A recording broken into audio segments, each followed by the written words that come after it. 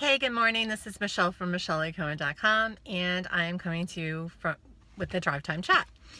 And I have these cards. You can't see them, but you can see that I have a card. Anyway, I picked these up at an event. They're created by Depatie, and I'm going to go through them every day and read you the card and see if we can spur some conversation here on these Drive Time Chats. So today's card says, don't think about what can happen in a month. Don't think about what can happen in a year. Just focus on the next 24 hours in front of you and do what you can to get closer to where you want to be. So, where do you want to be in the future? And what can you do in the next 24 hours to get you there? So, I'm doing these videos because I want to increase engagement and build my brand online. So this is what I'm doing. What are you doing? Comment below, like and share if you find value, and on the back of the card it gives you something to think about even more. So it says, crap your ego says, listen to your spirit. So do you hear this in your head? I'm a victim of circumstances. Do you say, oh, I couldn't do this because? Because if you say because, that means that you're a victim of circumstances, that you didn't make a choice. So let's think about changing our language to say, I chose not to do this, because then it's a choice. It's not because. Here's another thing. I live in scarcity. There is never enough. Really? Or are you just not being resourceful?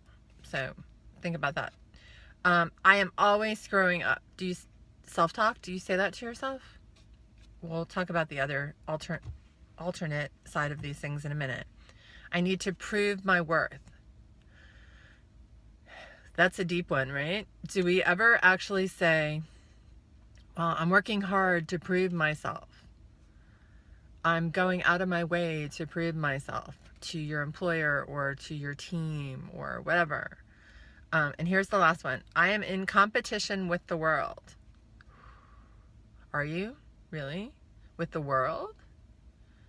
So that was all what your ego says to you.